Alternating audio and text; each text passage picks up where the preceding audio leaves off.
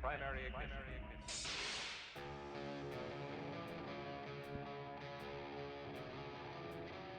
This is the way.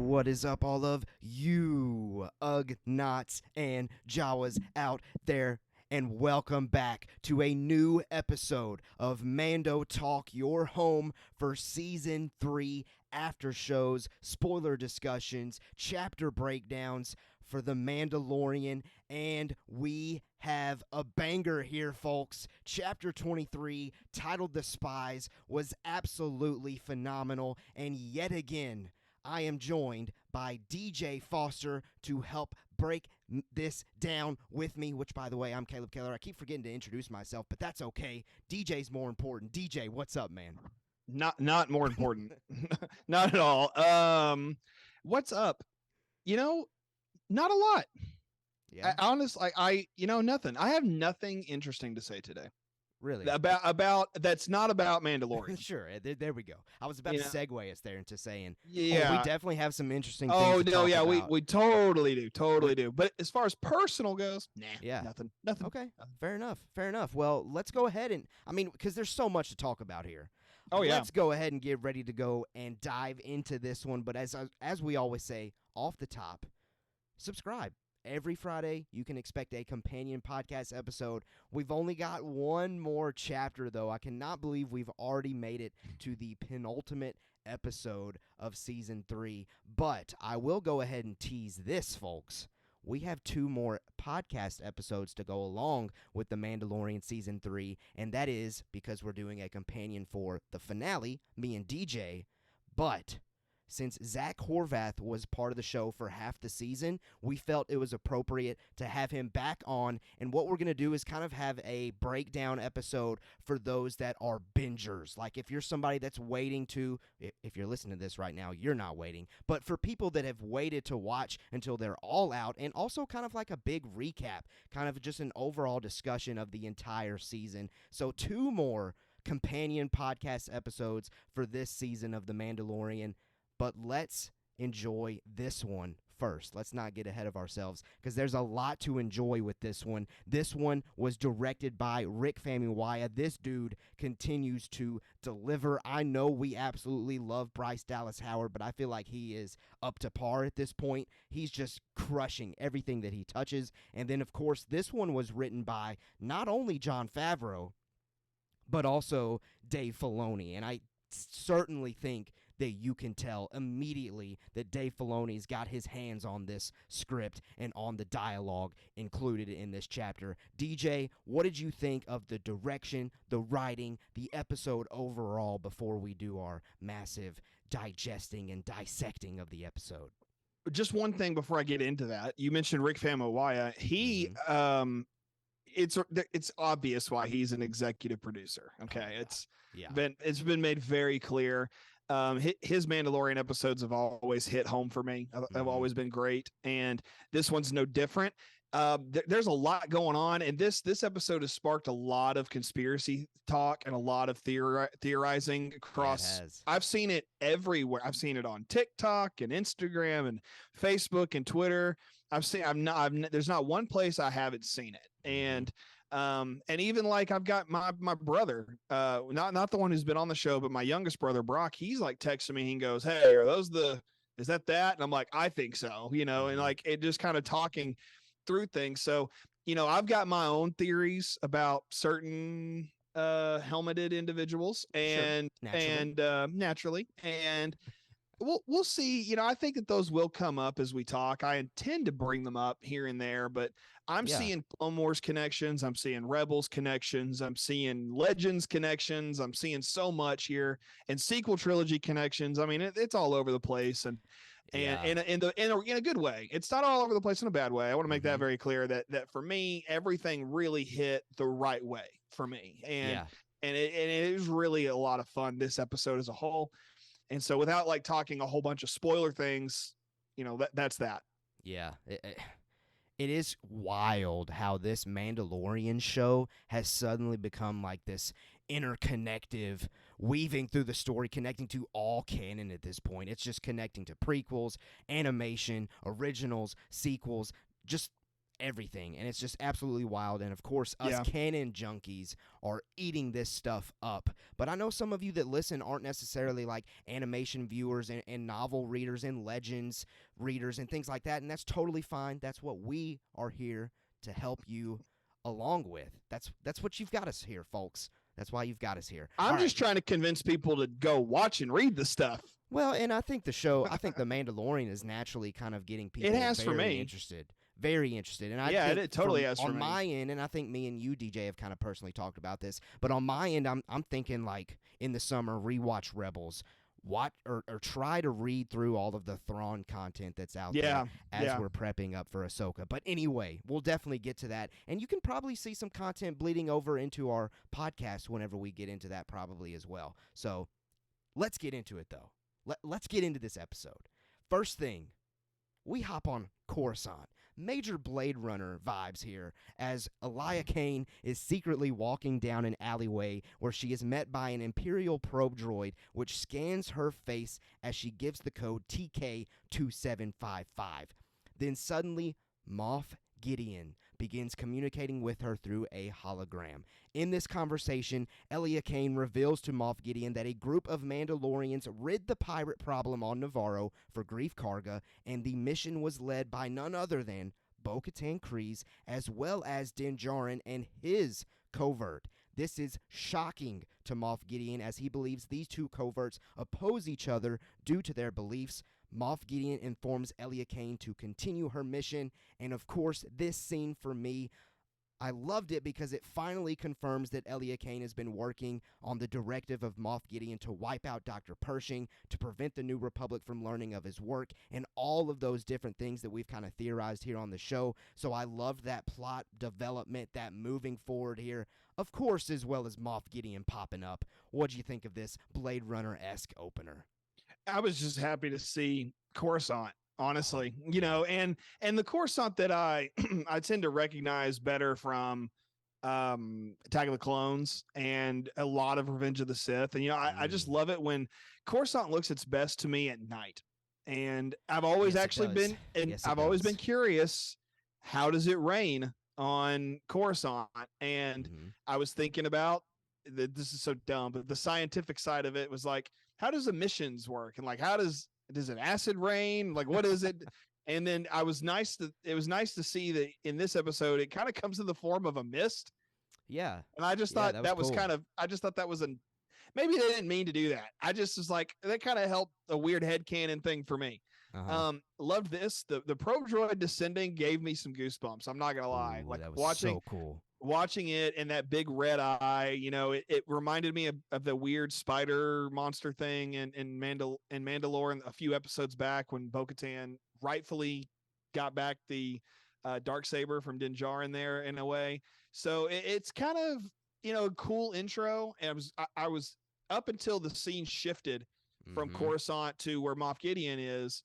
I thought that that we're just getting Moff Gideon in this one appearance in this episode. Yeah. So I was glad to see that wasn't the case. Definitely wasn't the case. And the Moff Gideon content, if you were craving that, goodness gracious, we got it in this episode. And I can't wait to get to all the great moments with him. But again, loved the opener. It immediately kind of set the tone. You mentioned the probe droid yet again. Yeah, gave me goosebumps as well, because it immediately just kind of puts me in that space of, ooh, the Empire's up to something, and they're probably going to be successful in some way. So let's have a seat. Let's enjoy the popcorn. This is going to get interesting. Yes. And it certainly did. Well, it continued to get interesting in the very next moments, because Moff Gideon begins walking down a hallway with new Imperial trooper armor that he's amassed kind of beside him, as well as tubes with bodies in them. We'll talk about that in a second. But when Moff Gideon gets to the end of the hallway, a door opens where a group called the Shadow Council is discussing their next steps. Now, before we actually get into this Shadow Council conversation, first, I definitely want to mention the red shields, I guess, Definitely give us I think they're Phantom Ray Menace. Ray Shields, correct? I think they are. Okay. Ray Shield vibes from the Phantom Menace, 1,000%. But we definitely need to talk about these bodies. Who's in there? What's going on? DJ, you got a read on that? Well, I know that, you and I talked about this just over the last week, just talking back and forth about, we kept seeing tweets from different people who were at Celebration saying this would be a good episode to watch Force Awakens beforehand. True. And I was like, okay, like there's 3 or 4 different people. I was like, okay. And I talked to you about 1 or 2 of them, and you're like, hey, it's 50-50 with this person. Yeah. And I was like, okay, well then we each saw one podcast that we both trusted say it. And we were like, okay. So I watched Force Awakens. Yeah. And I was like, what are we going to get? And I texted Caleb. I was just trying to think of like options. Why would we need to watch TFA before this episode? And one of the last options, actually it was the last option I sent to you. I said Snoke clones. Mm-hmm. Just that's the only thing I could think. And from The Force Awakens that like made the most sense. And you were like, that's the one. That's got to be it. So to me, these are test tube Snokes. Really? I mean, okay. I think it makes sense. We've already seen these test tubes once or twice already in Mandalorian. A few times we saw some stuff for sure in once. season Okay. 2. Yeah. Okay. I lose track. And then the Snoke music during Dr. Pershing's episode at some point was in there. You could kind of hear it a little bit. I didn't just hear a that. little subtlety. Okay. Just a little subtle. Well, just we know that Palpatine ends up being a clone, and Clone Wars helps us, with identifying this obsession of cloning with Palpatine with the Zillo Beast, and that was pulled into Bad Batch, and cloning's all over. I mean, just there's a lot of stuff that's really helping connect to this one little second.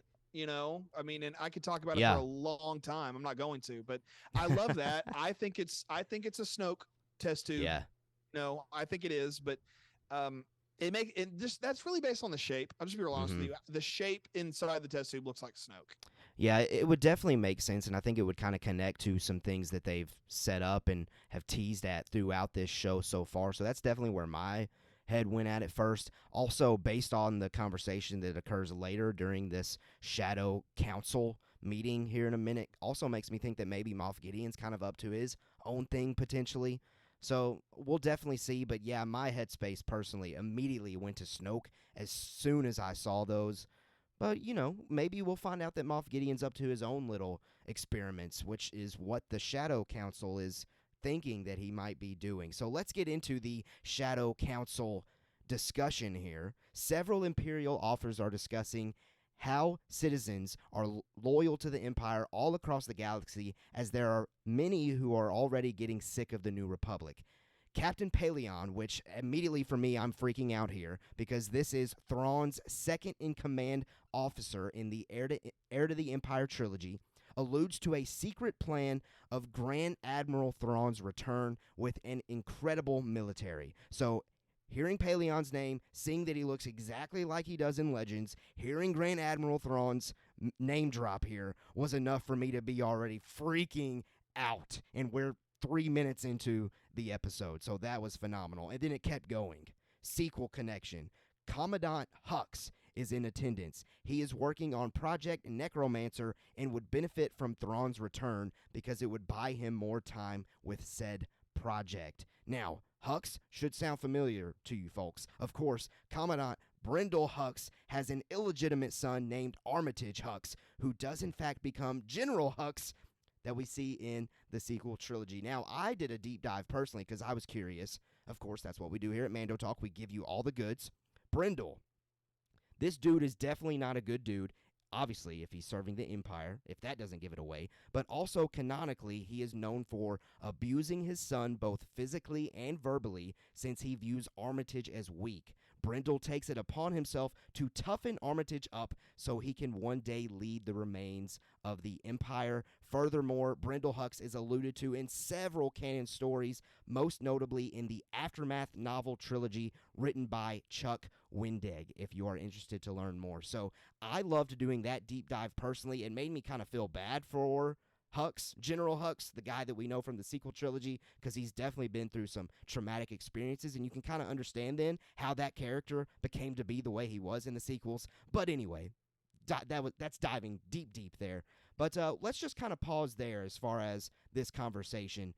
DJ, I know you haven't read Heir to the Empire, so you may not have even heard who Captain Paleon was, but then we got the Hux mention. We got the Grand Admiral Thrawn name drop. How are you feeling in these moments? Yeah, as you said, I haven't read Heir to the Empire or that trilogy, although after this week, I think I mean, it's inevitable at this point. I know that there are going to be things in those books that are not going to be brought into canon. And so that's really what's always held me back, is knowing that there wasn't a real strong connection between 6 and 7 with these novels. And so this gives me a reason and a desire to want to know what a connection could be. So Paleon, awesome. Know nothing about the guy aside that he's Imperial and he's got a white mustache. He stole it from Gideon. That's what I'm going to say from now. There we go. Yeah. He stole Gideon's stash. Man, and quick sidebar. I know I'm giving myself 3 tangents. Here's the first one. 3 tangents. Here's the deal. Gideon's lost his mustache. He shaved it off. Whatever. It's sad. The mustache is gone, but it's on the character poster that released today. Yeah, and it's like, okay, Disney, that wasn't great. No, they just copied and pasted from a season 2 footage and promo. Yeah. And like, okay, yeah, but somebody go and just whatever. Okay. So that's it on the mustache. It's weird. All right. But Paleon, don't know much about him. So I'm excited to learn more. And with Ahsoka, I'm sure we will get more of that character. I was just, fixated on Hux, the Brindle Hux, because he's clearly, I was like, who is this guy? I'm obviously he's Hux, so I had to figure it out. Did what you did, figured out that it's Brindle. It's General Hux's dad from, he's in the sequels, like you said. And I was like, okay. But what really triggered it was I was looking at the cast list at the end of the episode, just on the TV, and I saw not Domhnall Gleeson, but his brother. I can't remember his first name, but it's the guy that plays Brindle Hux is actually Domhnall Gleeson's brother. Oh wow, that's cool. So it's cool. Now his brother is his dad in a roundabout kind of way, and I like that we're using family members here, to bring in and do these kinds of things. It's really great because he looks like Hux, and I actually was like, did they do something to Domhnall Gleeson? And I was like, oh nope, that's his brother. I don't remember his name, so I'm just gonna call him Bill. But Bill's there now, and it's just kind of neat, that they're doing these little things like that. Great connections to canon stuff. And then, I was looking up some stuff about Captain Phasma today. Didn't realize, because I haven't read any of these, aftermath novels or things that lead up to The Force Awakens. I haven't read the Phasma novel. Yeah. And so you might not know this either. Maybe you do, but Phasma and Hux Jr. Conspire to kill Hux Sr. Oh, wow. Okay. And so when I found that out today, it was like, oh my gosh, does that mean Captain Phasma showing up? And turns out that would be wild. Turns out she's actually, I think, 2 years old at this point in the timeline. Oh, okay. Yeah. I think that's right. I can't remember. I think she was born 3 years after the Battle of Yavin. So she's actually 7 or 8 years old. So it's kind of nice to be like, okay, that's how old she is. She's alive. And I'm doing that kind of stuff in the back of my head all the time, thinking about who's actually alive at this point that we see in the sequel trilogy. So this whole scene was just making me think about things that are to come, which has been the story of my breakdowns the last couple of weeks with the episodes, because that's what I keep thinking about, what's coming down the road, way down the road. And I'm now thinking about specific characters because we got so-and-so's dad, Sure. And not to mention Moff Gideon doing some sketchy kind of shady conversating here. Yeah. And it's almost like we're pitting Moff Gideon against Thrawn a little bit. And I love that. Yep. Because we've got to move towards Ahsoka. And so, and we're going to get there, it's just a matter of time before we see what happens between Moff Gideon and Thrawn. Yeah, no, absolutely. So, I mean, you were kind of alluding to things that are coming. This episode triples down on the fact that Thrawn's our big bad for this entire Mandoverse. Yeah. We also, I don't think it's a coincidence that they saved the Ahsoka trailer for celebration because they show Thrawn in it, and then immediately the Mandalorian episode that comes out the same week alludes to Thrawn being the big bad. So just great stuff across the board regarding getting that name drop. But yeah, Moff Gideon is kind of going at Thrawn a bit here. He questions why Thrawn is continuously missing from the council if he is their leader, but Pellaeon responds by saying the one hope for success relies upon the secrecy of Thrawn's return. Moff Gideon is starting to not believe in Thrawn's return as he doesn't hear a word of secrets of Thrawn from across the galaxy, and all he hears are all the secrets of the galaxy. So Gideon presents the idea of looking for new leadership, which many of the officers agree to, which I was personally kind of surprised by. Hux questions Gideon on if he was using Dr. Pershing to attempt his own experiments on Navarro, so that's kind of alluding to what we were mentioning earlier. Some of these Imperials think Gideon's kind of up to his own thing, and I would absolutely love if that's actually what it turns out to be. I do think the body in Season 2 was Snoke, but I could also see here in this season, though, maybe Gideon seeing that action occurring, he's like, okay, maybe I'll use Pershing for my own little motives here on the side, but we'll see. We'll definitely see. Well, continuing on here, Gideon confronts Hux and Pellaeon, who he believes is getting more resources than the other Imperials in the Shadow Council. Gideon requests 3 Praetorian guards, reinforcements for his TIE Interceptor Squadron, and bombers, as he is concerned with Mandalorians reclaiming Mandalore, which would derail their grand plan. Of course, at that moment, everyone agrees that they need to tend to the Mandalorian problem since Pellaeon believes it would hamper their efforts and Thrawn's return, so Pellaeon and Hux agree to Gideon being given these additional resources, and the meeting ends with a massive long live the Empire led by Moff Gideon. This dude is on an absolute power trip. In these moments, he feels like the head honcho, and I definitely think that's the main takeaway of this scene. Obviously, other than him getting the reinforcements that we see later in the episode, I think the main takeaway in this scene is potentially setting up an issue and beef between Gideon and Thrawn. And I know for me personally, I'll go ahead and just give it like a little mini prediction, I guess. I'm kind of seeing a possibility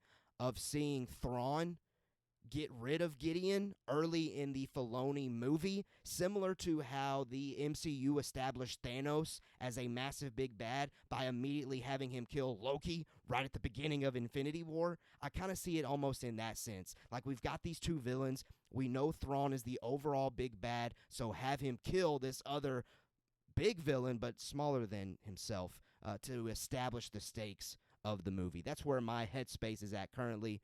But we'll see. It doesn't really matter what my predictions are because I'll probably love whatever they decide to do. But massive, massive scene there. There was so much to break down, so much conversating. I had to watch this scene like 20 times to catch it all. Any final thoughts from you, DJ? Any final predictions for you regarding this Gideon-Thrawn beef potentially? I don't think they'll wait for the movie to kill Gideon. Yeah? Bo-Katan is very angry. True.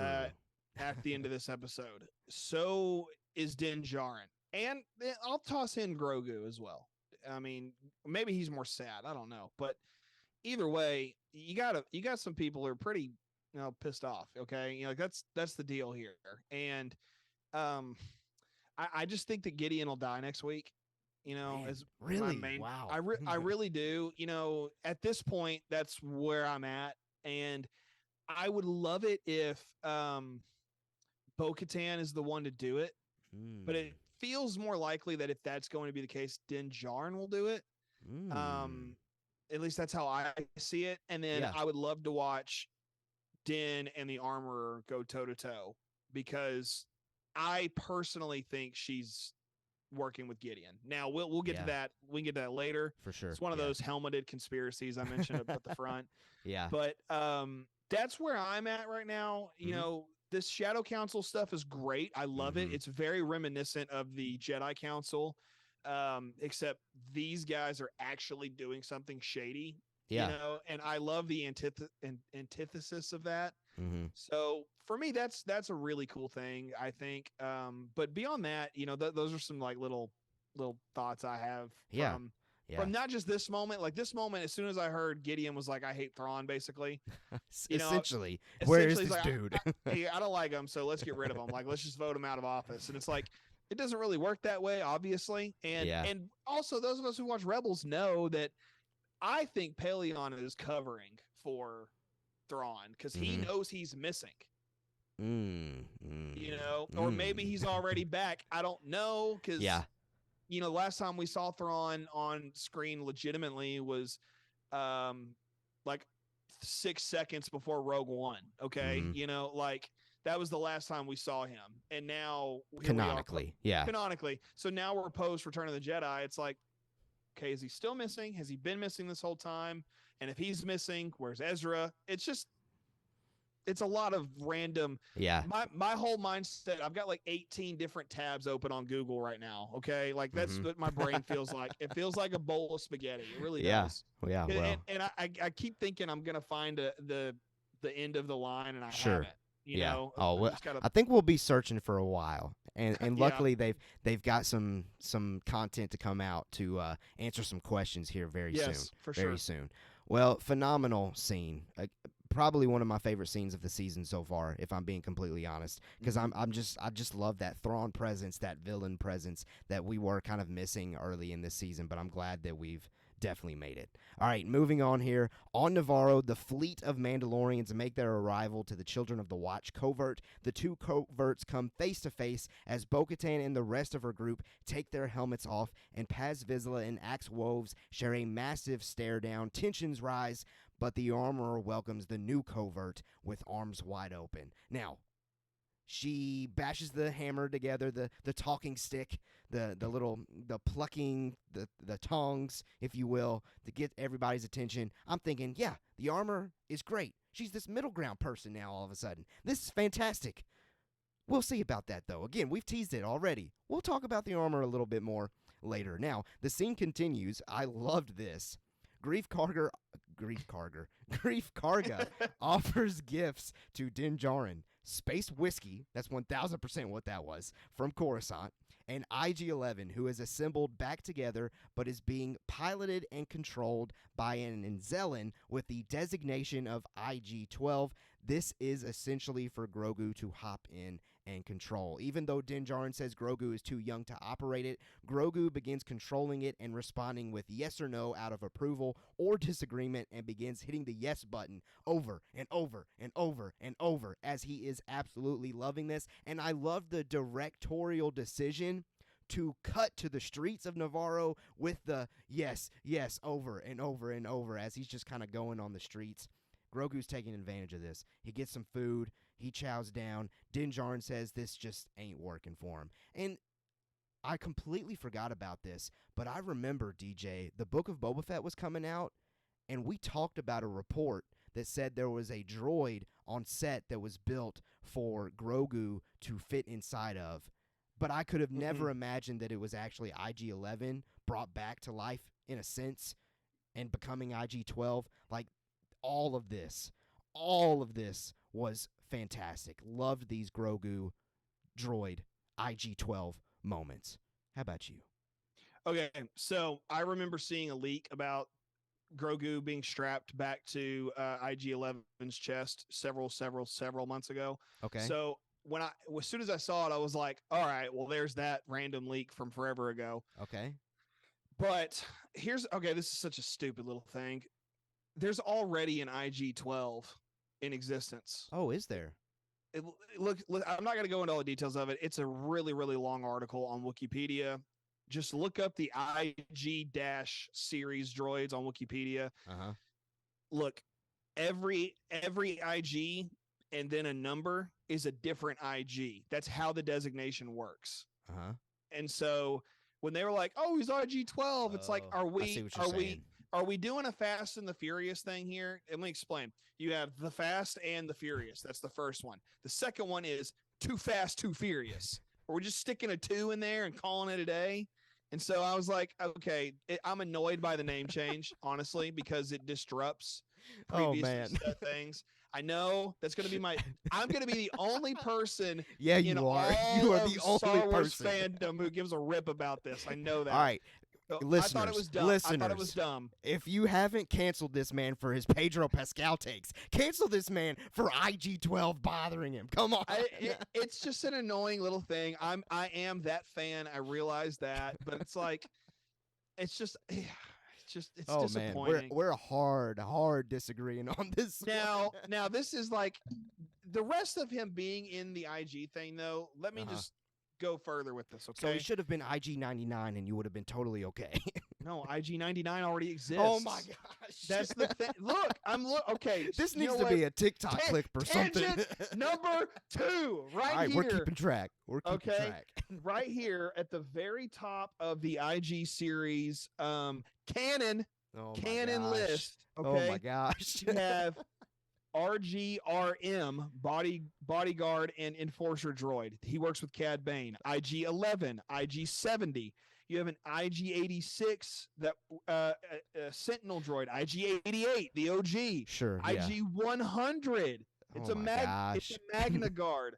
IG Lancer droid. Those are the ones from the Clone Wars 2D animated that ride on speeders with the jousting. And those are like the most notable ones. So there's at minimum, or I guess maybe at maximum, 100 IG droids that are named IG- insert number. So logic tells me there's already an IG-12. Okay. So listen, I know this is the dumbest thing I'm going to talk about all night. All right. So I'm a little perturbed by this. Sure. Just that.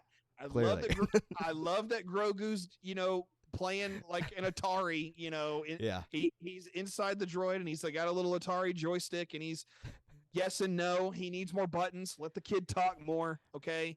There's a lot of little things I want to see happen more with him in the IG droid. I think IG-12 should be dipped in Beskar and have Beskar plating because that's dope. That's Grogu's I'm with you armor, on that. Okay, I'm with you on that. Grogu is very vulnerable unless he's encased in something. Okay, yeah. And so I don't know how he didn't get shot during this next scene we'll talk about here in a minute. For sure. There's just a lot of things that I'm just like, good. He's got protection beyond his little floating baby carrier. That's great. Okay. IG-12, stupid name. Moving on. Okay. All right. Well, let's. Grief Karga's the one. Grief Karga's the one that names him IG-12. So maybe Stupid that's name. just not the New Republic designation correct number to give him, but that's just what Grief Karga, the dude that a couple weeks ago talked to a talking salad, is calling him IG-12. I like talking salad. Come on. No, it's fair. That's fair, man. I'm just giving you a hard time. You know how we do. I know. We do. I know. I can't believe we went that route though. I wasn't expecting that. Now I only have one more tangent. Thanks a lot, Caleb. Yes. No, I'm just messing. All right, let's keep going though. I'm surprised. I'm very surprised by that reaction, but regardless, we agree. Great for Grogu moving forward. It's great for Grogu. Yeah. Maybe we'll get a different name for DJ. Maybe somebody will hear this and they'll be like, okay, we got to change the name. Anyway, okay. All right. Bo-Katan Kryze holds a rallying cry to attempt to get the Mandalorian tribes to work together as she proposes a plan to retake Mandalore. She hopes for the tribes to orbit Mandalore until they can send in a small party to establish a safe perimeter on the surface of Mandalore. Everyone eventually commits to this mission, and the tribes begin pulling out of Navarro. For me, this was a very emotional scene personally. It reminded me a lot of that kind of story trope typically seen in kind of like medieval styled stories like Lord of the Rings, Game of Thrones, like you name it really, where everyone kind of commits to following a king or in this case queen for their people to reach an ultimate goal. This was a rallying of the troops. We're heading to Mandalore. Finally, we're kind of getting back into this story. Any additional thoughts on that takeaway or that Bo-Katan scene, DJ? No, it was a good leadership moment just moving forward. Yeah, absolutely. That's it, yeah. Bo-Katan, gosh, great character. Phenomenal character. And the moments keep coming. The Mandalorians make it to the atmosphere as the small party prepares to land on the planet's surface. Axe Woves reveals he was there on the Night of 1,000 Tears. That was a very interesting drop there. Of course, reminder to everyone, if you didn't for some reason watch the Book of Boba Fett or you just forgot, Night of 1,000 Tears is the flashback we saw in that Book of Boba Fett season where we left Mandalore in the state that it currently is in, where the Empire kind of just bombed them. The landing zone is secured by Axe, Paz, Casca, and other Mandos. That was a very cool shot, seeing them drop in on the surface. Loved that. All the main characters are now on the planet, and the plan, according to Bo-Katan, is to survey the surface until they find the forge and create a safety zone. Only then will settlers be brought down to the surface. Now, for me, again, another directorial note here. I loved the pacing of this. I'm so glad they took the time to show these Mandalorians just walking together. I liked seeing the armor and Din Djarin walking together at the back of the group, and I liked seeing Bo kind of lead the way. Like, give me that. I'm glad that I feel like this season we have kind of, and that's okay that we have because it's season 3. Like, we're going faster. Like, just think back to season 1, how many times we saw Din Djarin and Grogu just walking. Like, I love that kind of stuff, and I love that Rick Famuyiwa made that decision to kind of have these moments in this scene as well. Thoughts on that? Rick directed the second episode of season 1, and that's where we saw a lot of walking with Good Grogu. Call. So Great call. It's not too, and a lot of these teaser posters and teaser images have had Mando walking inside the logo. Season 2 did it. Season 3 did it. You know, they're just so. That's a good point. It's just a little of a parallel more than anything there, and I think that's really cool. There was something. This idea of setting up the perimeter and seeing them all go down to the surface. Okay, I love that Bo-Katan is one. She's not like the first one off. I think the ship. I can't remember now, but when she's like on the surface, regardless of when she gets on the surface, I think, wow, this is the first time she's been back. You know, well, she was well, back no, in, it's not. It's the second time. That's right. 2, so right? never mind. Never mind. Well, this is the first time she's back with other Mandalorians besides correct, other than Din Djarin. Yeah. And so you kind of start to think about what's the emotional state of Bo-Katan in this moment. Like, I'm not a director, but if I was, I would be telling Katie Sackhoff, hey, really think about what this moment means for your character. Yeah, you got your helmet on, but step onto the surface with a lot of pride because you're viewed as the guy or the gal in this sense to these Mandos. I was looking at it as being a little afraid, you know, like, okay, yeah. Think about just that. the sorrow that she might be carrying with her as a character is important, I think, in this moment. So as she moves down the ramp, starts to lead these people, and we haven't talked about it yet, but these other Mandalorians roll up. You know, we're just starting to think about all these things. I'm very, like, in a weird sense moved by what Bo-Katan might be thinking in this moment. Yeah, she's got on her helmet. We don't see her face, but you know, if I'm a director, I would think about this moment. And then it does show as the episode goes on. But in this moment, you know, I was like, wow. Yeah. This is a big moment for her. Yeah, and I was thinking back to the episode. I do think she's the last person to actually get on the surface. Okay. Because obviously I think the Mandos, if they view her as their rightful ruler at this moment, we got to clear the way for her. So she's the last one to kind of walk out there. And I also think she walked out with helmet in hand, if I recall correctly. And then she puts it on. And then we don't see her face for a while until we get another deep conversation at a table, but we'll get there eventually. So Din Djarin then notices something on the horizon, and it is revealed to be a group of night owls who declare they have failed Lady Bo-Katan, but they are still in her service. I absolutely love this. One of the Mandalorians, portrayed by Charles Parnell, and most recently played an admiral in the incredible movie that is Top Gun Maverick, I might add, says that the Empire bombed twice over to send a message due to them never surrendering. So this is that table conversation that I was just alluding to. Bo-Katan reveals that's not true, as she did surrender, which comes as a shock to the others. She clarifies and says after the Night of 1,000 Tears, she met with Moff Gideon. The ISB, which don't forget Moff Gideon is former ISB, reached out and offered a ceasefire. In exchange for submitting to the Empire, all Mandalorian cities and lives would be spared. That is how Gideon came to possess the Darksaber. She gave it up to save her people, and then Gideon betrayed her, and they were helpless to resist the purge of Mandalore. The armorer then reveals their covert survived since they were hidden on the moon Concordia, which leads to the other Mandalorians asking if they are Death Watch. The armorer says the Death Watch is no longer, as it shattered into many factions. Bo-Katan makes it clear that the reason why they're kind of in this point, the division that the Mandalorians are at, has led to the issues that these Mandalorian parties have. Like, this is why they've lost the planet. It's because they have their own division amongst themselves, and if they had been united in the first place, they may have been able to withstand the Empire. Obviously, the big reveal in this scene is the fact that Bo-Katan didn't fight Moff Gideon. Moff Gideon didn't win it in battle or anything like that. She simply gave it up because she believed it was the only way her people would be saved from Gideon's ultimate goal of purging all of Mandalore. And that reveal for me, like, I thought I wanted something epic, but honestly, I love this. I love that she's looking out for her people. I love that she just handed it over. I was floored by this scene, and I loved seeing the emotion on Katie Sackhoff's face as she was sharing this information to her fellow Mandalorians. And also, small detail, I noticed it on my second watch. Casca Reeves looked like she was ready to kind of defend Bo-Katan there at the table for a minute, but Bo-Katan raised her hand up and said, okay, no, I've got this.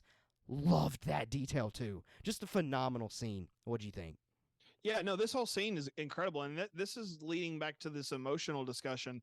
I think, Bo-Katan is like playing a game of chess, but with emotions. So she's moving pieces around on a board. Okay, I think I'm in a place now where I can say, this is what happened. So if we go back to last week's episode, her receiving the Darksaber for a second time has a lot more weight to it, even if the episode last week was as goofy as it is. Yeah. You think about just that ending scene, you're like, okay, this is so much better. And, there's just a lot of little subtle things. You mentioned Casca, I get the impression Casca Reeves might be the only person at the table who knows the story. Mm-hmm. That's kind of what I got too. And that tells me a lot about her and Bo-Katan's relationship. I'm talking platonically. I'm talking like as friends here. I think that's how you use platonic. I can't remember. I'm talking like specifically there's a king and their armor bearer. Okay. Like the king always takes their armor bearer with them.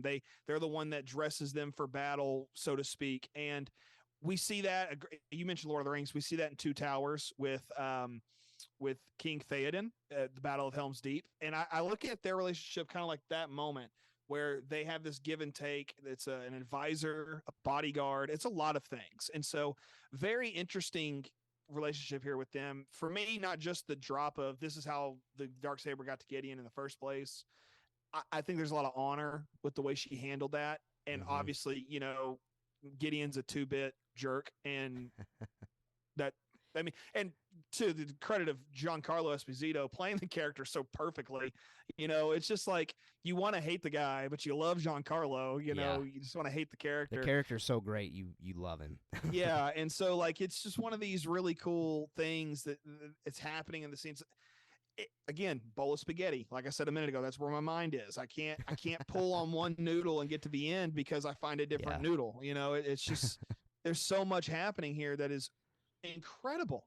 And just a small little thing like this, just a table discussion, it's bringing a lot of things to the surface. And again, kind of alluding to, and this one's not on Rick necessarily, like the facial expressions and stuff like that's for Rick for sure, but the pacing of slowing down and having these conversations is what really makes this episode flourish, in my opinion. And we're not done with the impactful conversations, because next up is Din Djarin. Din Djarin approaches Bo-Katan and expresses that he had no idea of Bo-Katan's surrender and of her true character, but he now understands. Bo is having a low mental moment as she is doubting if she can keep everyone together with only the Darksaber.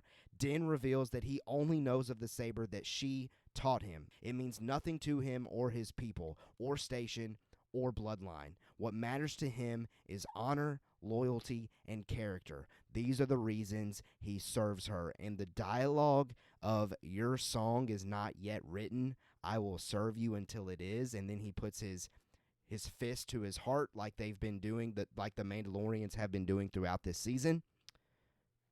I lost it. I got to be honest. I shed a tear. I don't know why. I don't know what it was. I shed a tear in this moment, and I think it's just because we've kind of gotten to a point in this season where finally we're kind of expressing the weight of emotions and what's at stake here, and just the connection that Din Djarin and Bo-Katan have made at this point. Two characters that I absolutely adore, like top-tier Star Wars characters in the franchise at this point, just kind of coming together. And I'm not even talking like relationship-wise. If you ship them, honestly, I see it. If you don't, I see that too. I'm just talking friendship, relationship, respect level here. Like, this is just phenomenal stuff. What'd you think of this scene? I do ship them, and I'm not a shipper. Yeah.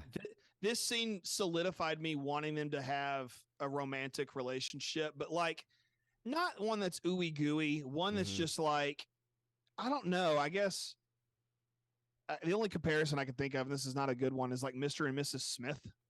Like, with, okay. you know, like they go to war together is really what I'm trying to say. Sure. And yeah. I love this concept because that's not something that's been done in Star Wars really well, I think. You know, Han and Leia do get to fight next to one another. That's great, but we don't see them like fight together. All right. Sure. You got you got Chewie there. That's great. The closest we get would be Padme and Anakin in Geonosis, in the arena there. But even then, there's like 80 other Jedi, and there's not really like a we're working together, it's us against them kind of thing. So I like the idea of that maybe happening with Din and Bo, and we've seen little bits of elements of that. But the thing to me is just this honorable moment where Din, as like kind of like a knight of a round table, if you will, is like, you have my allegiance. Okay. Like and to me, I never thought he was questioning his allegiance to her. Clearly he has been, because this is the moment where he's like, I'm with you to the end, you know, and the whole "your song's not been written" thing is great, except it reminds me of that song that goes, "The rest is still unwritten," you know, like I don't know the song, but, and that's my terrible rendition, obviously. But, you know, I love the weight to that. It reminds me of some like biblical things. You think about King David, he had his mighty men. And it's like, you got Queen Bo-Katan, or Princess Bo-Katan, as she was mentioned at one point, or called at one point, and her mighty Mandalorians. It's like Din Djarin's like right there. You know, I love that concept. So for me, it's just like it's biblical in a way, but it's really cool just as a story point even. I see that. And literally, as we are speaking, I kid you not, DJ, I just got a notification on my phone. Star Wars tweeted our queen, and it's talking about Katie Sackhoff as Bo-Katan. Oh, she's the queen of Mandalore officially. There you go. So I love it. That's wild. Right on cue. Right on cue. But yes, Thank you, Star Wars. I'm loving it. It's like they're listening somehow. I think they are. Somehow they're listening. Man, that's wild. That's just wild. Anyway, it's wild what they've done with these two characters, and I'm just absolutely loving it. Great writing, great dialogue here, top tier moments. Next up, the armor, and this is where it gets interesting, at least for us mentally, and a lot of online community speculation is running hard with this one. The armor is going to retrieve the gauntlet and take the Mandalorians who wouldn't be able to make the trip to the Forge up to the fleet that is in the atmosphere. The Top Gun Mandalorian, that's what I'm going to call him moving forward. The Top Gun Mandalorian reveals he can take the healthy Mandos to the Forge. So let's go ahead. I know we're not done with the armor, like we flash back to her here and there a couple more times throughout the episode, but I want to go ahead and just knock it out since we're here. So let's go ahead and wrap up the armor storyline. She eventually gets the injured Mandalorians to the fleet safely, but of course, this is where everyone's going crazy. I find it very convenient that she got out of there and offered to get out of there so quickly. So, of course, you've already kind of alluded to it. Could the armor secretly be working for Moff Gideon? I'm seeing some evidence for it, and even we could mention, and I know we're not there yet, but mentioning just the horns on the helmet that the armor has, the horns on the helmet that Moff Gideon now has, like, there's evidence there as far as the armor somehow being in play with Moff Gideon and the Empire somehow. It sounds like you're subscribing to that theory, DJ. Oh, 1,000,000,000%. Okay. I mean, I didn't really buy it until earlier today. I saw on Twitter somebody actually like bring that up, and here's what I'm going to go find it really quickly. They basically just said, I find it very convenient that the armorer disappeared, Yeah. right as the Imperials are attacking, and I Right, was like, right. oh, okay, well now I'm sold. And actually, that comes from Twitter account Geeky Waffle Network. So if you want to go look at that. But if you go look at them, they were the ones who put that out there, and they put the little "Don't be suspicious, don't be suspicious." They put that next to it, and I was like, yeah. So I was like, and I actually turned that tweet into a meme and sent it to Caleb and all that, and I think he liked it. I have no idea. He probably didn't, but just kidding. I'm just kidding. But no, I'm not liking anything that you send me anymore. IG-12. Nope, never again. Never again. I need to get a jersey that just like has IG as the name and just 12. I know. Just rock it. But somebody listening is going to send one to you.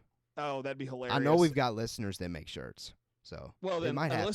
The listeners that make shirts, please, by all means, I'll rock it and I'll give you a shout out and everything. But I've totally lost my train of thought. What the heck are we talking about? We were talking about how the armor sucks. Oh yeah. So all that to say, I subscribe to that. I think that the helmet is the key. And look, it's really easy to say, "Oh, I noticed that back in season 1," and say, "Oh, I knew a whole time." Well, okay, I know it's really easy to say that. The moment we saw that helmet, I was like, "Oh, cool, horns." And just was like horn, because here's the thing. I did a little research today. The first the first debut of what a lot of people call the Maul DeLoreans, the Darth Maul Mandalorians with the spikes, that didn't happen in season 5 of Clone Wars. It didn't happen until season 7. Mm-hmm. And so when does season 7 premiere? It premieres after the first season of Mandalorian. Mm-hmm. So that's where we get the spiked helmets for the first time. And so I immediately, when I saw Clone Wars season 7, was like, hold on, the spiky helmet, and thought about the armorer. And I was like, well, that's interesting. And then I really started thinking about the Mandalorian culture, Death Watch, and then even now it's been referenced again this week. And it's a lot of evidence leading to that she was a Mandalorian. I think she has a name, and her name is Rook Cast. Is that right? Yeah, from she speaks like once. She's named, and she's a Mandalorian. There's enough evidence, I think. And where's Death Watch from? Concordia. Where were they hiding during the Purge? Concordia. There's enough evidence here that says this woman is this other woman. And I'll just add to that too. The armor is very quick to mention that the Death Watch is gone. She could easily be lying. Easily. And I think that she's not that she has sold herself to the Empire necessarily and trying to find a real leader, but I think that she really does subscribe to this idea of whoever the true bearer of the Darksaber should be in charge. Mm-hmm. And she's letting Bo-Katan believe that she's in charge from her point of view. And she still believes that Moff Gideon is the true, bearer, an owner of the Darksaber. Therefore, they're connected. They're working together. She's been a part on this puzzle for the whole time, and it's going to come out next week. That she is. I mean, it has to, and that's why I think Din should fight the armor and be like, "You lied to me," and they get into like a knockdown, drag out fight, and it'd be epic and awesome. And then you have Bo-Katan come in and wreck shop and mess up Moff Gideon and get him out of the way, so that when we get to Ahsoka, we're only focused on Thrawn. That's what I want to see happen. Now, whatever Jon Favreau put on paper and whatever happens next week, don't care, cool with it, because it's Jon Favreau. He's going to do a great job. Yeah. But that's currently what I want. Okay. Yeah, no, I think I'm 50-50 with it, because I do think first viewing, I was thinking, okay, the armor got out of there very conveniently. I think she's got something to do with this. But then second viewing, of course, again, kind of alluding to the final scenes where Gideon's talking a little bit. He says, let's attack the fleet while we have surprise. Like, the armor is up there where the fleet is, so maybe not if he's wanting to attack the fleet, but maybe Moff Gideon doesn't care. He doesn't care. He's got the information that he wants from the armor, and now he's just going to do whatever to wipe them all out. So I don't think that's enough evidence to sway you the other direction or anything like that. So again, I'm 50-50 with it. I could easily see the armor turning, but let's not forget too, Axe Woves takes off once they get in there. But I don't think it's him personally. I don't see him kind of being involved. Takes off. He takes off once they get into the Why did he leave? Did he get shot? To get reinforcements. Well, I forgot about that, but I saw somebody say that him and what's her name on Coruscant, Elia Kane, that they're actually brother and sister. and nah. they actually do look a little bit alike. When you see them next to each other, you're like, okay, but I heard that and I was like, okay, and we got the episodes called The Spies, so we know one spy is Elia Kane, plural. It's simple English. Yeah. Who's the other one? And I think the most obvious one's the armor. Second most obvious would be Axe Woves or both of them. And it's not Din. It's definitely not Bo. It could be one of the guys. No, it could be one of the guys on the little pirate ship, the Mandalorian pirate ship. Look thing. I mean, it could be Top Gun Mandalorian. It could be Top Gun Mandalorian. Yeah, that's. I mean, he was on the planet, and Moff Gideon's on the planet too. Conveniently, very convenient. Conveniently, like they're all there. But the only thing that the one thing that tells me that they are not bad guys is that Bo-Katan's like, oh, you're okay. I know you. Like she's cool with, because I think they call themselves Night Owls. Yes, they do. Yeah. So they do. So like, okay, well, she's gonna know who the Night Owls are. So surely, like you'd think. So that's the only reason to think that they aren't a part of the spy network here. But Axe Woves and potentially the armor for sure.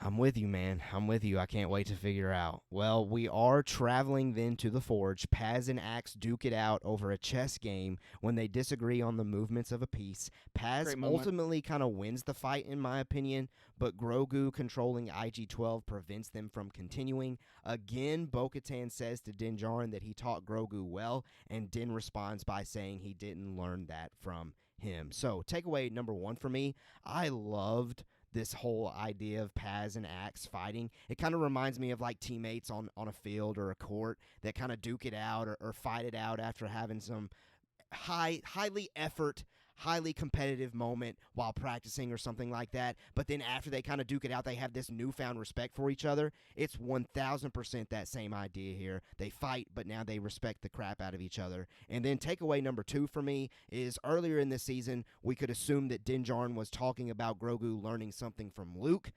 But in this moment, I think it's Din Djarin saying that Grogu has learned something from watching Bo-Katan throughout this journey, as far as just his leadership ability now here, as far as getting in between something, stopping these two coverts from fighting each other. That's just my personal preference there as far as Bo-Katan and why Grogu's just kind of been watching. And that's the purpose, I guess, of this season 3 so far regarding Grogu's character development, is seeing how to lead.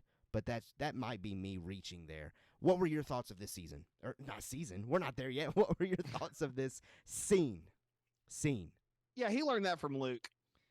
Really?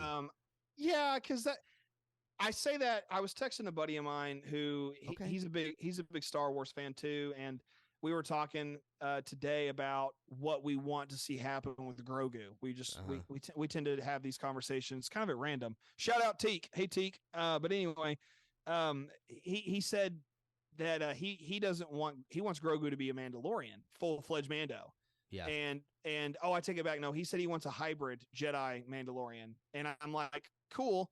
I want Grogu to just be a Jedi, plain and simple. I want him to be a Jedi. I want him to learn from Ahsoka or Luke and all that. And I really want that. I realize that probably won't happen.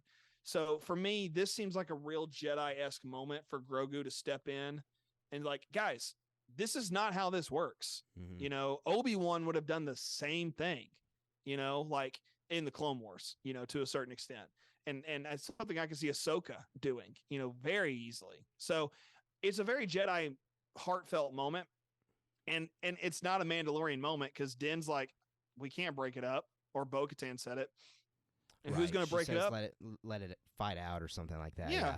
And what ends up happening? Grogu stops the fight. All right. Now, next week when we find out Axe Woves is the other spy, we won't be happy that Grogu stopped the fight. Okay. True. We're going to wish that. Very true. You know, but and that's wishful thinking, honestly. But you know, I like this moment. It's a cool moment, and it really makes me have a different look at Grogu because up to this point he's just been the cute baby, and now that he has the IG droid that he can use, he's all in the mix now. It's kind of like, okay, the playing field's been leveled here, and I like that for his character, especially next week. There's probably going to be some really cool Grogu thing that happens where he uses the Force and like pushes a Praetorian guard off a ledge or something. I don't know, like something like that's going to be really cool to see. Yeah, no doubt. Well, they obviously continue traveling on their little ship here. Well, they suddenly have to abandon it as there's a massive creature that comes out of the surface, steering them underground. Now, for me personally, I immediately thought, is this the Mythosaur? Are we about to get this Mythosaur coming out from underground, and suddenly it just kind of makes its reveal to everybody? But no, it was just a creature. Wasn't the Mythosaur? Nah, no shot. I don't think so. Did Wait, you think it was? Yes, I thought it was the Mythosaur. Really? It had horns. Not the Mythosaur skull horns. Yeah, it did. No way. I got to rewatch for the 5th time. All right. I guarantee you that if you watch this thing with subtitles, which you probably did do. I did. It's got to be like Mythosaur roars. Nope. Seriously? Seriously. Okay, well, it's a Mythosaur until John Favreau says otherwise. All right, that's I don't think it is. Mythosaur. I don't think it is. We're just going to have to... Because they would have made a massive deal about that. If it was, in fact, the Mythosaur, massive deal.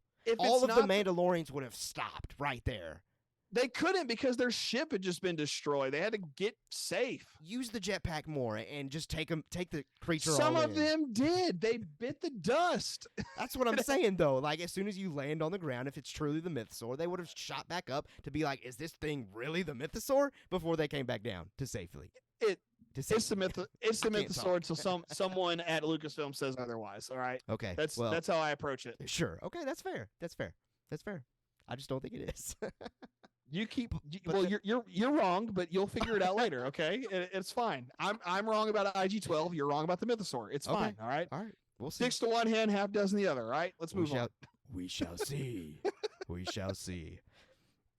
Anyway, the Mandalorians make it to the remains of the Forge when suddenly Gideon's new Imperial troopers begin attacking them. Axe Woves finds a way to get out and retrieve reinforcements from the fleet. It's important to note that Axe is able to escape because Paz Vizsla covers for him, again alluding to that newfound respect. Love to see that. The squad begins to make their way for cover when they suddenly get in Imperial-looking hallways, and this is where I knew something was off. Like, suddenly we're in these nicely developed hallways of this Mandalore planet that's been destroyed. I smell fish. Something's going on. When we suddenly see Imperial tech, bombers, and TIE fighters, and it all clicks. The hallways we saw Moff Gideon hiding out in at the beginning of the episode were underground on Mandalore. The Beskar that was left behind on the shuttle that Carson Teva stumbled across were his Beskar troopers. Anyway, great reveal for me. Din Djarin gets separated from the squad by a blast door as more of these Imperial troopers attack him and eventually restrain him. I loved this.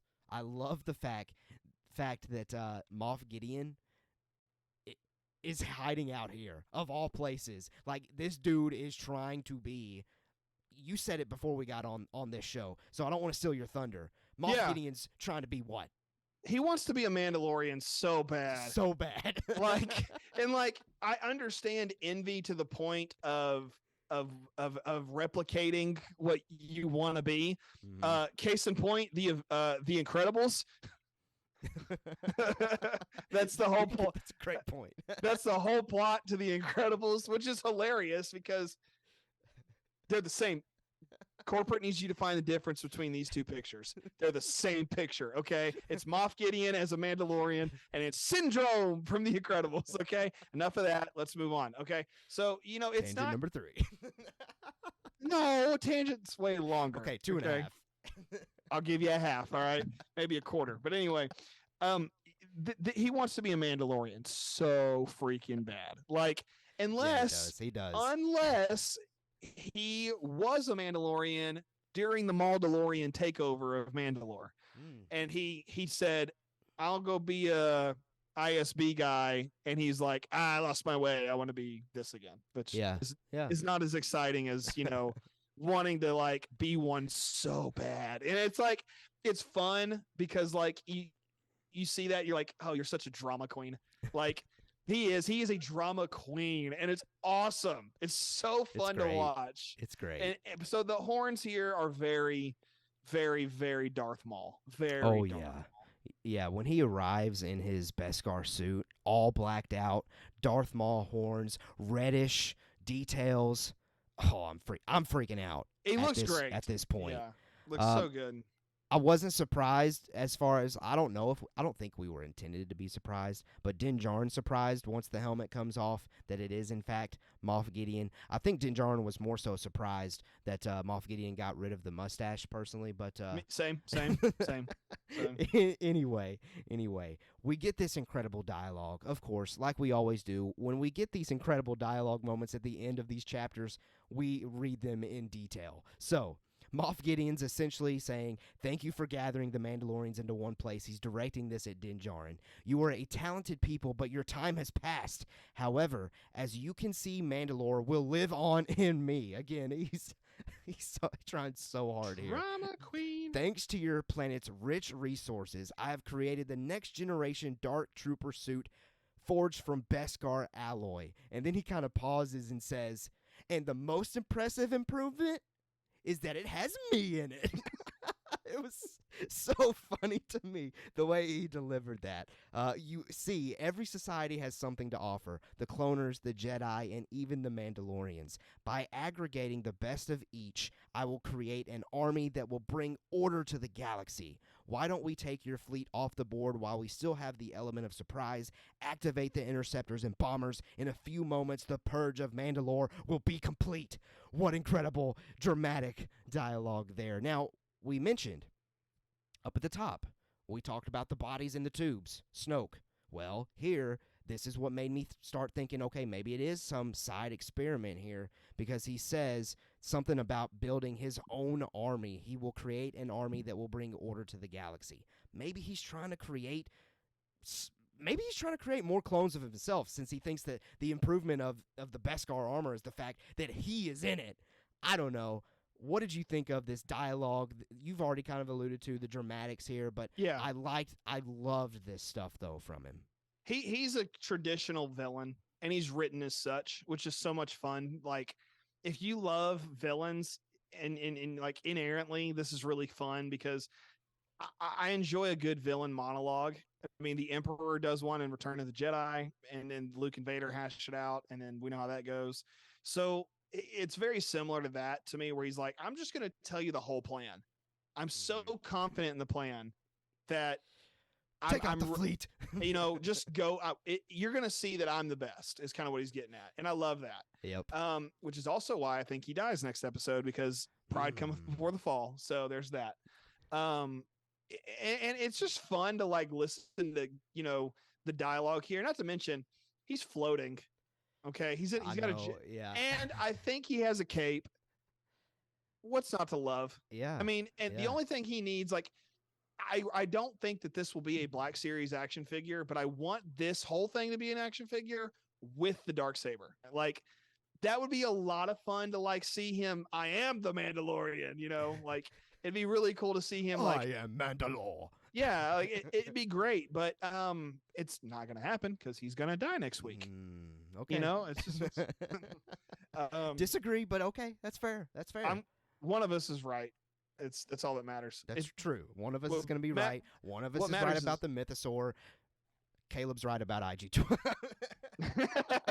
It is a mythosaur, and he will die next week. And it's IG-11 1 point or 11.2, whatever. It should be 11.2. Is really what it should be. Like an operating system is what it should be. That's your other half tangent. I'm done now. Okay, so it's funny. Oh, I love it. It's just funny. He's like, I want to be a Mandalorian so bad that I'm going to coat myself in Beskar, get all these troops to surround me who are also wearing Beskar, and it doesn't matter because Paz Vizsla goes ham here in a second, which is awesome. So it's just he's a diva, and it's hilarious. The best villains are always divas, and he's great. Just is. He's great. Well, we get our setup as far as Din Djarin goes. For next week, Moff Gideon instructs his troopers to take Din Djarin to the debriefing room. Can't wait to get there next week. Personally, I'll go ahead and say it.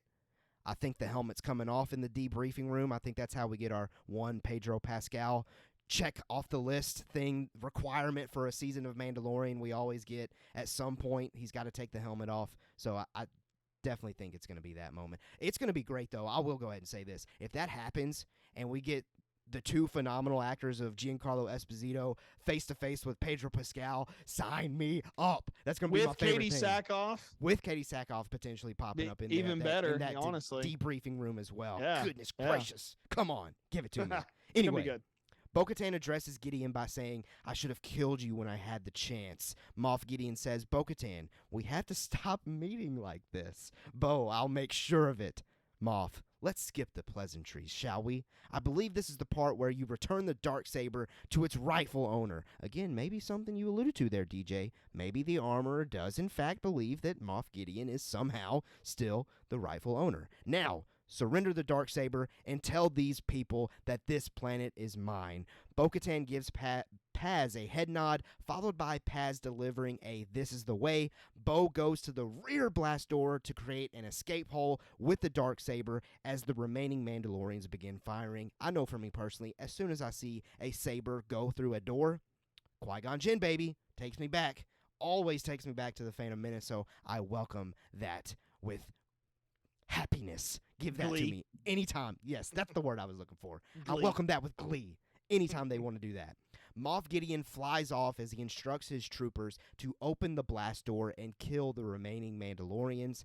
Paz, though, decides to cover the rear as the rest of the Mandalorians fall back into the escape hole Bo-Katan created.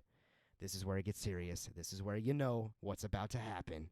Bo-Katan orders Paz to fall back once everyone is clear, but Paz decides to shut the blast door, leaving only himself on the outside as he says, "Go, there are too many." Bo is unhappy with this, and Paz, of course, delivers one last time, "This is the way," as he continues firing on the remaining troops. Paz eventually, beast mode, wipes all of them out. You think, all hope remains. He's coming back. He's going to meet up with these Mandalorian coverts yet again. Nah. Connecting back to the opener of the episode, Moff Gideon requested 3 Praetorians. These guards show up, and they go ham, and our boy Paz bites the dust. He's out. He's dead. Belly flops onto the ground. R.I.P. Paz. We love him. I hate to see him go. But I will say this. I do think the death serves the season perfectly. I think it raises the stakes. It reminds me of Quill dying in season 1. R.I.P. Quill. I love this moment, though. What you think? Quill. Shout out Quill. What'd you think? Tell us, Caleb. What is Paz's last name? Vizsla. Okay. Got you a little something here. Uh-oh. Okay? Here we go. A little parallel, okay? Wasn't there a certain Vizsla in Clone Wars? Mm-hmm. Was he the good guy or the bad guy? He was the bad guy. So, in a That's roundabout... by the way. Pre-Vizsla. Yes, pre-Vizsla. I couldn't remember, so thank you. In a roundabout way, Paz Vizsla has avenged the disgrace of his family name. Until that stupid Ragnar kid ruins it. Yeah, it's Jimmy Kimmel's nephew, by the way. Right. I don't know if anybody knew that. I just thought that was funny. It's a cool moment if you think about it in the context of like living in this universe. That song's been written. Okay. Mm-hmm. Like that's a cool moment. He went down swinging, and as a baseball fan myself, and you want to go down swinging, sure, and that applies to mixed martial arts and fighting and everything else too. So you got this great moment, he sacrifices himself. He doesn't, I think, know he's going to make it out. And once you get down to one or two, stormtroopers left, it's kind of like, okay, well, great. We that's all we got left. And then here come the Praetorians, and you're like, Dad, gummit. You're like, with epic music, I might add. And here's the great thing. As soon, and that's what's going to be great, is this episode is going to drop next Wednesday. The last 4 episodes of music are going to drop for everybody to listen to on whatever platform, and I love the music. So I'm excited to kind of dissect all of the last 4 episodes with the music. So, it's such a great moment. I automatically respect Paz more because he's not just some brute with a gun. He's proven his honor almost every time we've seen him. In Mandalorian season 1, he rescues Din. In Book of Boba Fett, he relinquishes the fight for the Darksaber and yields to the Armorer. And here, he goes down fighting for what he believes in. Now, what he believes in is a cult, and it's totally wrong because the Armorer has been, leading secretly everybody astray. Yeah. So we think we might be wrong. So I know. And, it's one of those, like, man, it's going to like really hurt Din even more if she ends up being a bad guy, the Armorer. So it's like, gosh, like, there's just a lot with this last few moments. Not to mention, everybody was saying watch TFA. I'm like, nobody said to watch TLJ. I know, right? Like that was, I actually told myself afterwards, like, that was probably more worth watching than TFA.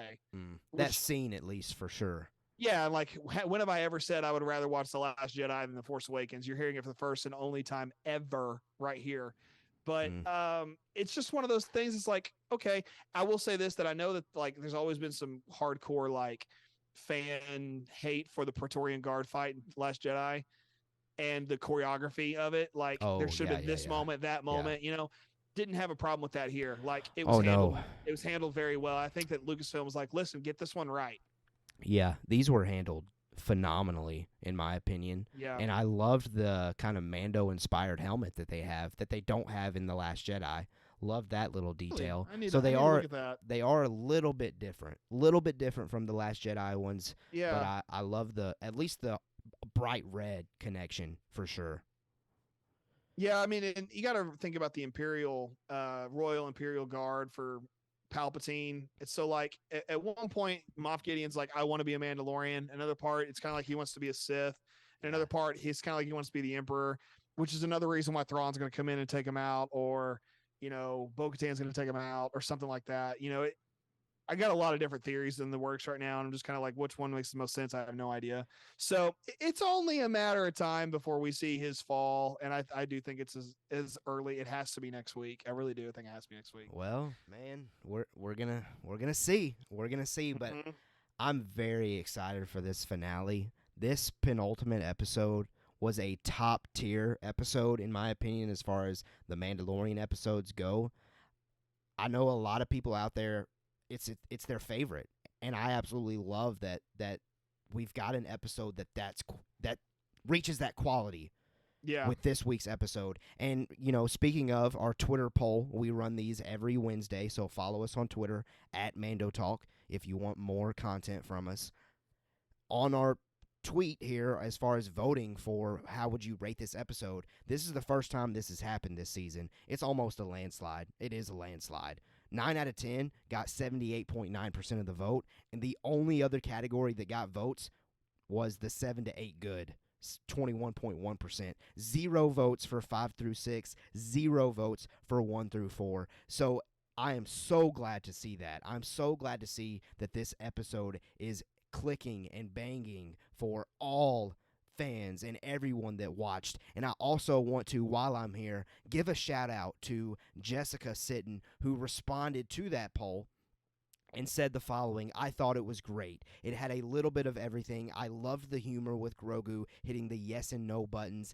Fellow parents can relate. I loved seeing the groups come together and seeing Grogu tell the grown men to stop. That was cool. Going back to the opening scenes, I like how they are tying things together for the First Order. And last from Jessica here, I had heard Mando was going to get kidnapped, but I honestly had forgotten because I was so into the episode, so it still was a shock. Moff's gear was awesome. I'm so sad about Paz, though. This episode hit all the emotions for me. 1,000%. And yeah, something that we had kind of talked about and been worried about on Twitter was the fact that people at Star Wars Celebration saw this episode several days ago. Luckily for me, I did not get any spoilers, and I'm so glad I didn't. But Jessica, I feel like you kind of just wrapped up all of our thoughts. I loved your take here where you said fellow parents can relate with that Grogu hitting the yes and no button. Maddie immediately, my wife Maddie, immediately died laughing with the yes no button and immediately thought, oh, this gives me dad energy for sure. So yes, you're not alone in feeling that way, and I think that was by design 1,000%. Well, that wraps up our breakdown. I hate to end this episode because I love talking about this chapter. There's so much to talk about. There's so much to dissect, and hopefully, if you're still listening, you believe that we dissected it heavily. And if you're still listening and you haven't subscribed at this point, make sure you do that. Wherever you're listening, YouTube, Spotify, Apple, any podcast platform, hit that subscribe button, the follow button.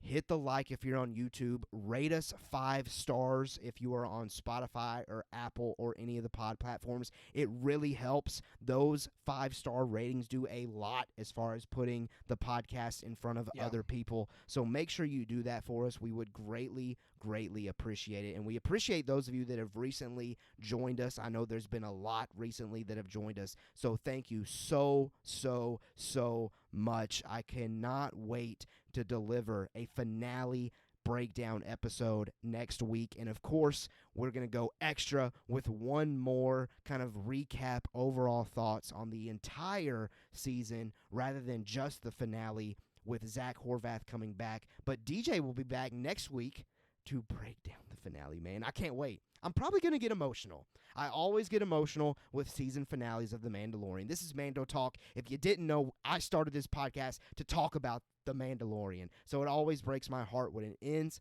But it seems like in this episode of The Mandalorian established it. It seems like the Ahsoka series is going to be a continuation. So we'll be back very, very, very soon.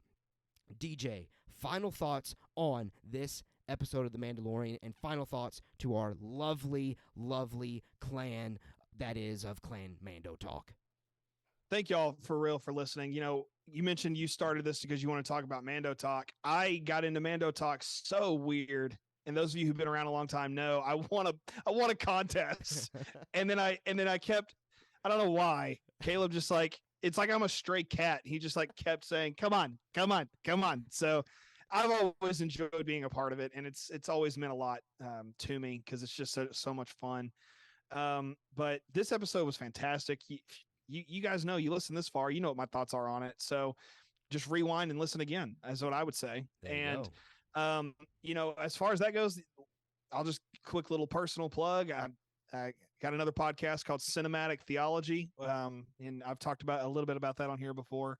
So if you want to go check out Cinematic Theology, it's on Spotify, Apple Podcast, Google Podcast, and so we like Spotify the most over there. But come check it out if you like to talk about other kinds of movies. We talk about a lot of things on those episodes, so it's very tangent-esque. Of course, if you know me, that makes a lot of sense. But yeah, you don't have 3 over there, right? You don't have 3. You got more.